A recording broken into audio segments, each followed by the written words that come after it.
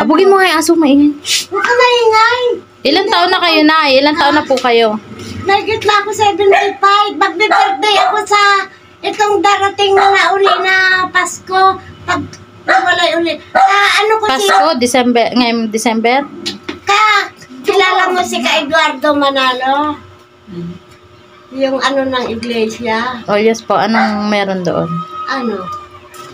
So, ibig sabihin, hindi na po kayo nakakapagluto. Nakakaluto. Pero nasa gitna ng bahay. Ang Takot siya hindi. Nagagamit, pero nagagamit mo pa siya. Malabo kayo matagal. Yung problema ko yung mata ko. Hindi mo makita. Kung bibigyan kita ng bigas pala, ng di mo rin Kaya maluluto. sasain ko yung nasa gitna ng bahay. Kalimita, hindi yung luto na yung... Anong gusto mong makain gaya ng dilata? Yung ready to eat na? Para hindi na ako Kanin. maluto. Anong mas priority kailangan mo? Yung luto ng pagkain. Oo. Pero 'di ba iba rin yung may naka-stock ka dapat na pagkain. Bigas. Para pag Wala po kayong kamag-anak dito? solo flight. Pero kawawa ka naman. may anak ako. Ang problema mo, napikot. Wala akong maririnig sa manugang na magkape ka, Nay. Nay, kumain ka, Nay. Wala. Anong gagawin ko? Kaya iniwanan mo yun, di ba, Nay? Iniwanan mo. Umalis ako. Nagbukod ako. Ngayon, Nay, makikita to ng ating may mga tao ng mga bukas palad at mababait na tao. Malay mo may magbigay sa'yo ng tulong. Pero sa ngayon, Nay, ang ma-offer ko lang muna sa'yo yung mga pagkain na ready to eat, okay? Oo. Pero sa pagkain, kumain ka na ba ngayon tanghali? Ano pong pangalan nyo pala? Anong pangalan nyo?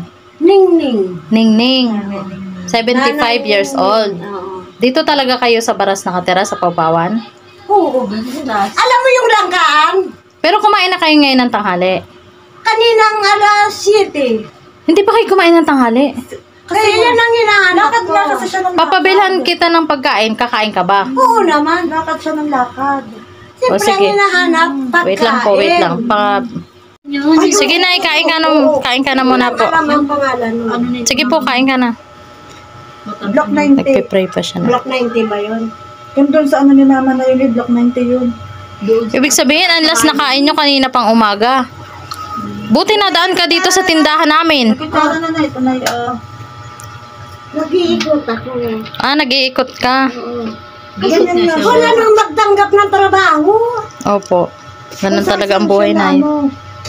Buti yung dalawang sinasabi. Ibig sabihin, wala kang sariling bahay dito. Nakikitara ka lang ngayon. 30 care kay Madam Venus. Si Madam Venus. Yun nga dahil. Siyang naglilinis-linis doon. Parang nasabi lang may tao. Taga-aklan. Ang problema nga, hindi nga siya... Tapos, paano pag halimbawang wala kang nakahinging pagkain, wala ka talagang kakainin paggabi? Gusto daw niya magkamay, sis. Magkamay? Pahugasin mo ng kamay, kunan mo tubig dyan sa may drum nyo. Ano? Basta importante, may gulay. Opo. Kahit gulay, Mm-mm. makakain ko. Lubog mo kamay mo dito na.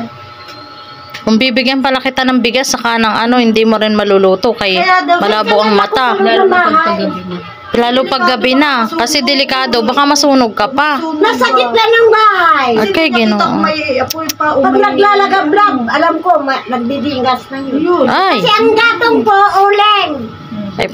delikado yun na, wag na lang. Mas okay na po yung kaka-ready to eat na, yung mga luto na talaga. Kasi kaysa naman sa magluto ka, yan guys, si nanay po is malabo na ang mata. Ano lang ba? So may purpose yung munggo ko, kaya natira. Kaya pala may natirang munggong masabaw. Para sa kanya. Para kay nanay. Meron pa dito sa bahay. Hira pala So, pag malabo ang mata. Kakapakapasa din yun. May puno ng yun, ng avocado. Tapos mamaya nay, yung kanin na yan, ulam na lang ang kulang mo dyan. Iuwi mo na po yung ulam na yan. Tapos, papabilhan kita ng ulam na luto na.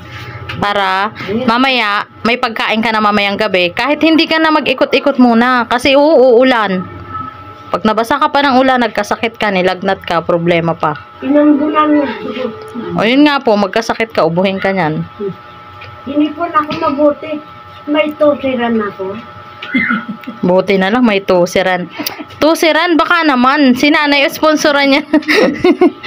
Diba? Kahit ganyan ang sitwasyon ni nanay, guys, na napaka-ano niya pa rin. Napaka-masiyahing tao. Iba-iba talaga ng sitwasyon ng buhay ng tao, no? Hirap. Talaga namin din masasabi. Pero isipin mo, 75 na siya. 75 years old. Ang lakas niya pa, no? Uminom akong cobra. Alam mo yun? Cobra. Umiinom ka na. Uminom ako. Wag na kasi masama po yun sa bituka. Lalo na kung walang laman yung tiyan mo, masama yun. Kasi energy drink yun, nakakatulong kahit papano. Pero mahirap kasi marami nang nagkaroon ng sakit sa sa colon. Oo. Sponsor sa Dahil dyan. mga vitamins, no? Oh, vitamins pagkain talagang Hindi ka pagkain. kalimutin na Hindi. Ang gagawin niya pag halimbawang pera, kakain na lang siya. Bibili na lang talaga siya ng pagkain. Mga masasamang manluloko ba? Hindi masasabi. Oh, yun nga nakakaawa din si nanay. Oh, ayan guys, si nanay kumakain na. Ngayon pa lang yung tanghalian niya, last na kain niya 7 AM pa. Tapos kung anong oras na ngayon.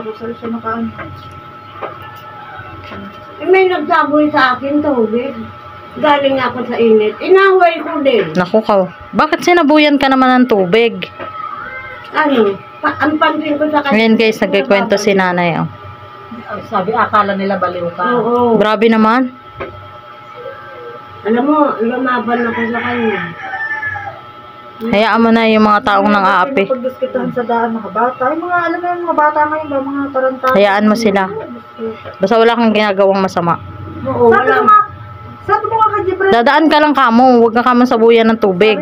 Yun nga eh. Dadaan lang, sabi ko. Masama ba dumaan sa daan mo? Oh, kaya nga. Mamaya, kinilat ko, ipapagpag ko. Oh, di ba? Comedy pa si nanay. Parang maiwan yung alikabok. Sabi ko, Loko yun. Ano, nay? Sige, okay lang. Kumain lang po kayo na kumain. Ano na natin yung kanina yan. Tapos, pabibilang kita ng ulam. Ilagay nila sa labo. Oo. Mapapanis na hanggang mamaya kasi bago naman yan. Ayan. Bigyan na rin namin siya ng pagkain hanggang mamaya. Bawa naman si nanay. Pagdating sa bahay. Meron pa nga ako dyan yung dalawang magkapatid. Di ko pa napuntahan eh. Yung yung nakikitara lang din sa lugawan, nakikikain. Tatargetin ko din yun. Andiyan yung lagi sa lugawan, doon yung nahuhuli. Magbigay tayo ng kunting blessing. Kaya nga sabi ko, ang hirap pag, di ba may namamalimos, maliwanag buta? Ako kakapa-kapa na. Sus, Nag-member ako, 3 araw. Hindi kanya pakakainin, gugutoming kanya, kaya umayaw ako. Saan? Member sa... Pagsama-sama sa kanya. Ayun guys, nagkikwento siya oh. Gagawin kanyang tagahanap buhay. Ay! Oo, kukunin niya ang pera. Gugutoming kanya. Ay, mga ano yun, nay? Oo. Naku po. Kaya mag-ingat guys. Tapos si nanay nagkikwento. Umayaw ako.